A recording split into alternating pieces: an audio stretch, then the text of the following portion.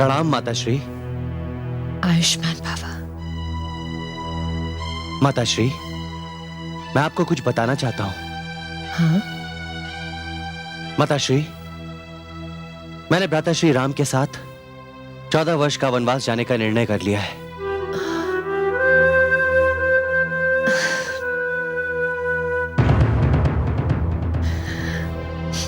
ये क्या माते, आपकी आंखों में अश्रु? क्या क्या आपको मेरा निर्णय सुनकर दुख हुआ है माते?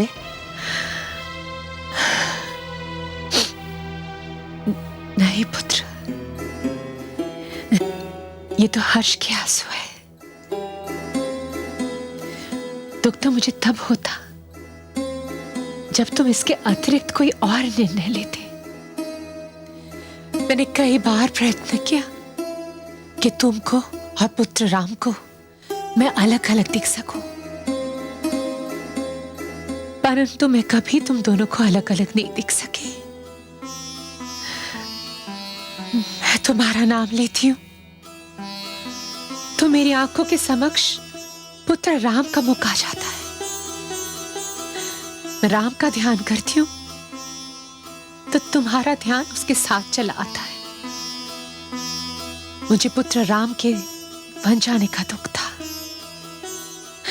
पर तुम्हारा निर्णय सुनकर दुख आधा हो गया। मेरा पुत्र राम अब वन में अकेला नहीं होगा। आप धन्य है माते,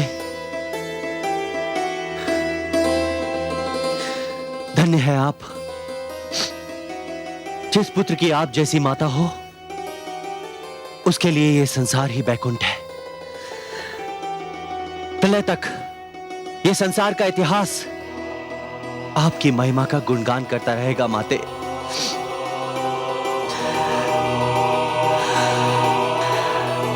आयुष्मान बाबा। माते, आपके चरणों की धूल मेरे माथे का तिलक है। अब मुझे विदा करें।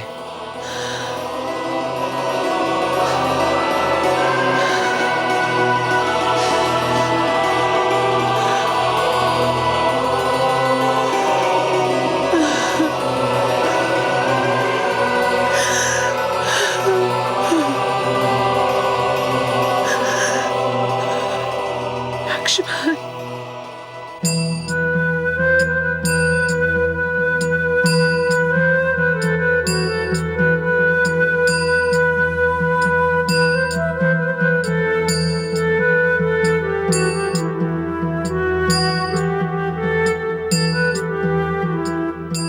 राम,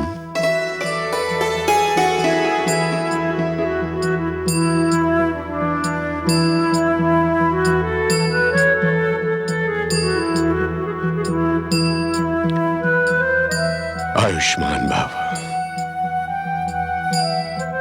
यशस्वी भव। मुझे सब कुछ ज्ञात हो चुका है शिष्य। जब तुमने अपनी गुरु माता से गेरुए वस्त्र लिए थे, तब मैं सोच रहा था कि इसका क्या कारण हो सकता है, क्योंकि राम का कोई काम अकारण तो हो ही नहीं सकता। परंतु आज मैं समझा कि उसका क्या कारण था। कब क्या होगा, ये तुम्हारे अतिरिक्त और कोई नहीं जान सकता राम।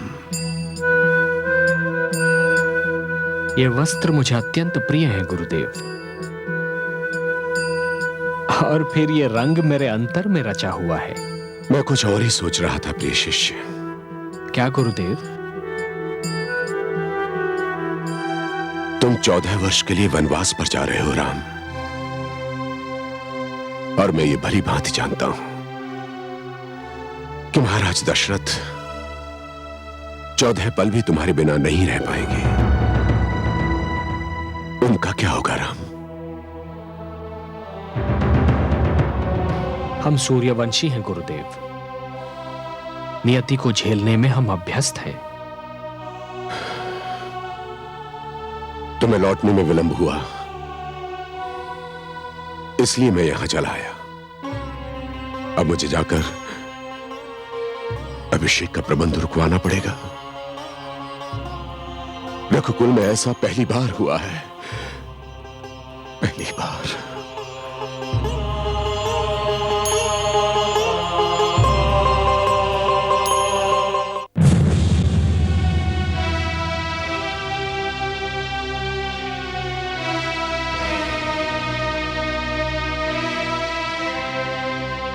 नाथ,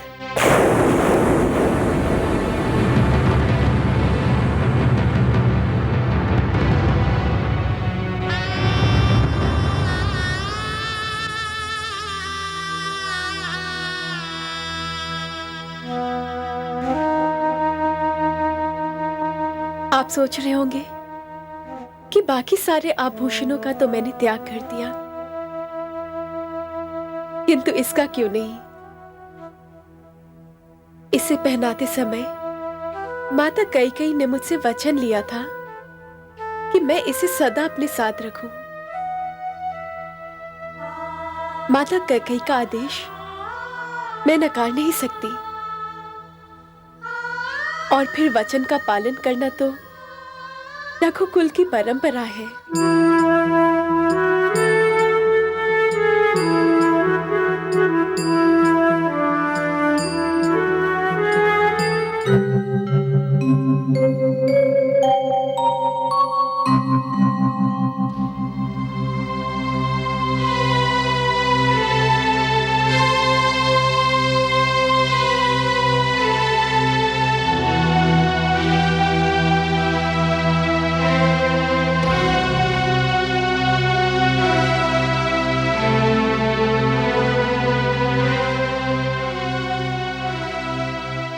माताश्री,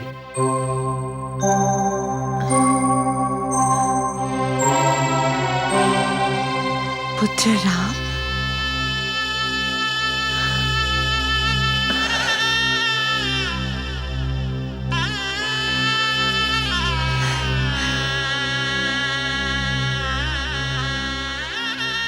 मेरे भाग्य में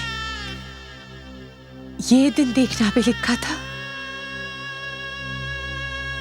कि मेरे जिस पुत्र के लिए राजसी वस्त्रों का भंडार भरा हो, उसे ये वस्त्र धारण करने पड़ेंगे। ये दिन देखने से पहले मैं मर क्यों नहीं गई? यह वस्त्र तो अत्यंत पावन है माताश्री। यह वस्त्र उस सत्य की घोषणा है कि इन्हें धारण करने वाले ने संसार के समस्त बखेड़ों से स्वतंत्रता प्राप्त कर ली है। वो अब मोह माया के जाल से निकल चुका है। सांसारिक चमक दमक अब उसे लुभा नहीं सकती।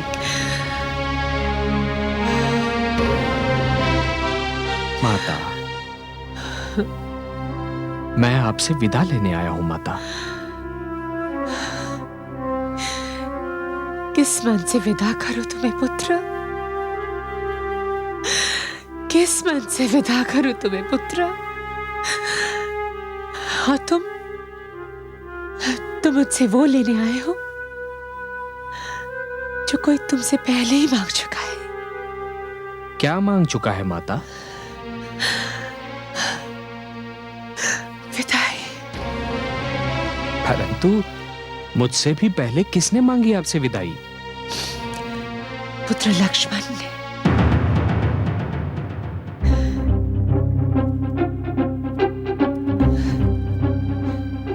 उसने तुम्हारे साथ वनवास जाने का निर्णय ले लिया है पुत्र।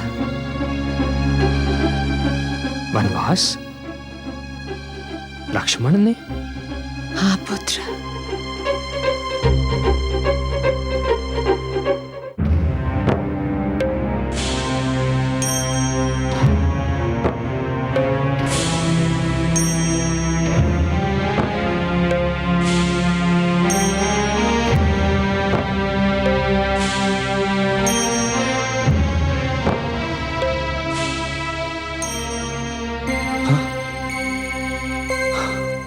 ये क्या अनुज? माता सुमित्रा ने मुझे बताया कि तुमने भी वनवास जाने का निर्णय लिया है। हाँ भ्राताश्री। भ्राताश्री, क्या आपको मेरे जीवन का वो एक पल, एक क्षण, एक पहर भी स्मरण है जब मैं आपसे उतनी दूर रहा हूं जितनी दूर आपसे आपकी छाया रहती है? नहीं अनुज। तो फिर भ्राताश्री, मैं आपसे कैसे दूर रह सकता हूं? जहां श्री राम वहीं लक्ष्मण। किंतु अनुज, मुझे तो वन जाने के लिए माता कैकेयी ने आदेश दिया है। ऐसा तुम्हें तो कोई आदेश नहीं मिला। भ्राताश्री, आपके साथ जाने के लिए मुझे किसी के आदेश की आवश्यकता नहीं है। और फिर भाभी सीता भी तो आपके साथ जा रही हैं। उन्हें भी तो किसी ने आदेश नहीं दिया जाने का। सत्य है अनुज। किंतु अनुज, आज जानकी ने जो मेरे समक्ष तर्क रखा वो इतना शक्तिशाली था कि उसका कोई उत्तर ही नहीं था मेरे पास। उसने कहा कि मैं आधे अंग से वन नहीं जा सकता क्योंकि वो मेरी अर्धांगिनी है और इसीलिए उसे साथ ले जाना ही होगा। भ्राताश्री, यदि भाभी जानकी आपकी अर्धांगिनी है तो मैं आपकी छाया हूं। यदि आप अपना आधा अंग छोड़कर वन नहीं जा सकते तो आप अपनी छाया को भी अयोध्या में छोड़कर नहीं जा सकते भ्राताश्री।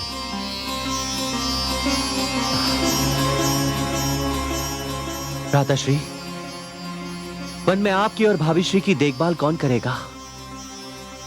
कौन रक्षक और प्रहरी बनकर रहेगा? कौन आपकी सेवा करेगा?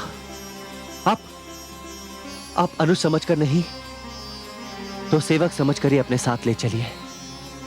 पर मैं आपका साथ नहीं छोड़ सकता भ्राताश्री, मैं आपका साथ नहीं छोड़ सकता। लक्ष्मण, तुम मेरे अनुज हो, प्रिय अनुज, और प्रिय अनुज बनकर ही रहोगे। किंतु मैं तुम्हें अपने साथ चलने की अनुमति केवल तभी दे सकता हूं जब देवी उर्मिला तुम्हें स्वेच्छा एवं प्रसन्नता से मेरे साथ चलने की अनुमति दे दें। अवश्य भ्राताश्री, अवश्य। परंतु मुझे तनिक भी संदेह नहीं है कि मेरी धर्मपत्नी देवी उर्मिला को अनुमति प्रदान करने में तनिक भी संकोच होगा। भ्राताश्री, जिस प्रकार आप मेरे आदर्श हैं, भाभी जानकी देवी उर्मिला का आदर्श है। मैं अभी देवी उर्मिला से अनुमति लेकर आता हूं।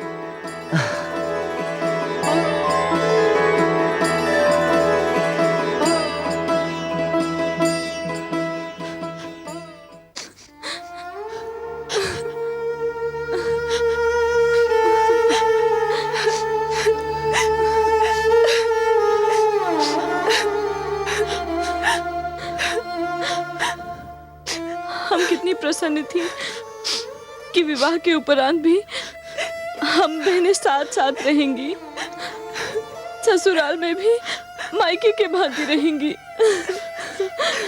क्या पता था कि भाग्य में ससुराल पहुंचकर ही बिछड़ना लिखा था।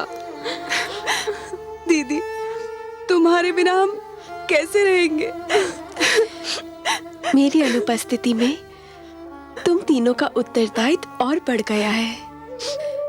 सबसे पहले तो मेरे स्थान पर तुम तीनों को बड़ी माँ की देखभाल करनी है। रघुकुल की परंपरा और एकता सारे संसार में प्रसिद्ध है। तुम तीनों को उस एकता को बनाए रखना है। इस परिवार को एक सूत्र में बांधे रखना है।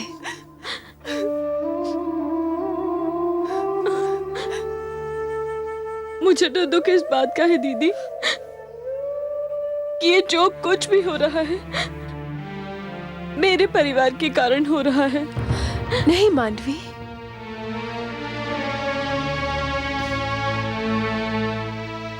होने को कौन टाल सकता है मांडवी, किंतु तुम मुझे वचन दो कि तुम माता कैकेयी को पल भर के लिए भी आभास नहीं होने दोगी कि इस घटना के कारण पारिवारिक नातों में कोई भी अंतर आया है। तुम तीनों को हर स्थिति को संभाल के रखना होगा। पुत्रवधुएं वो स्तंभ होती हैं जिन पर परिवार की परंपरा टिकी होती है। हम चारों वही स्तंभ हैं। मैं तो जा रही हूं, किंतु अब इस परंपरा को तुम तीनों को ही संभाल के रखना होगा। दीदी, ये सोचकर ही मन कांप उठता है कि हम आपको 14 वर्ष तक नहीं देख पाएंगे। उर्मिला, काल चक्र कितनी तीव्रता से चलता है। पलक झपकते ही ये 14 वर्ष भी बीत जाएंगे और फिर हम चारों एक बार फिर इकट्ठे हो जाएंगे।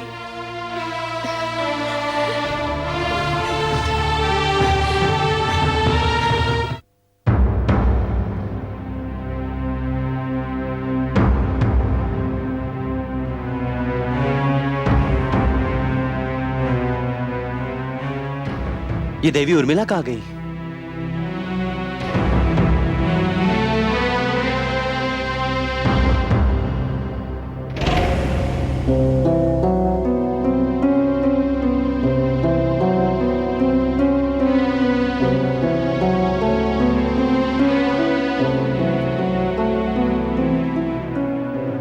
ये क्या है स्वामी?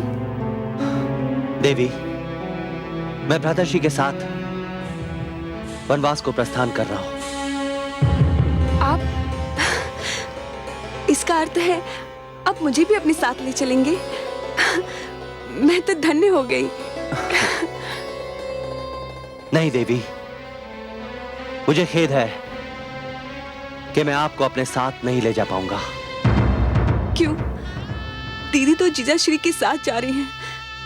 जब आपके आदर्श अपनी धर्मपत्नी को अपने साथ ले जा सकते हैं, तो आप मुझे क्यों नहीं ले चलते?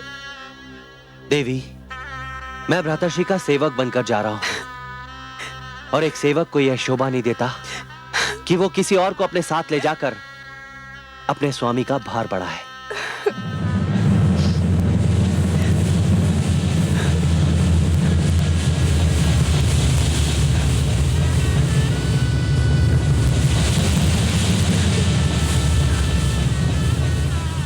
देवी,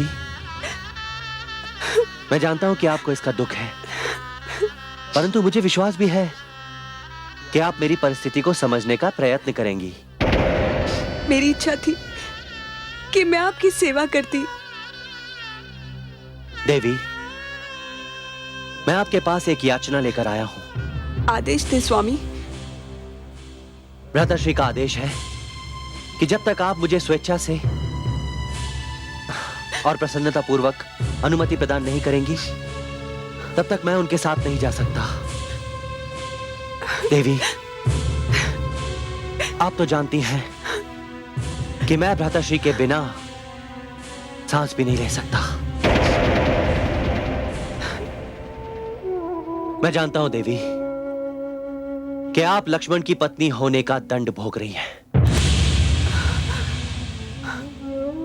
परंतु जब तक आपकी अनुमति नहीं होगी, मेरा संकल्प पूर्ण नहीं हो सकता।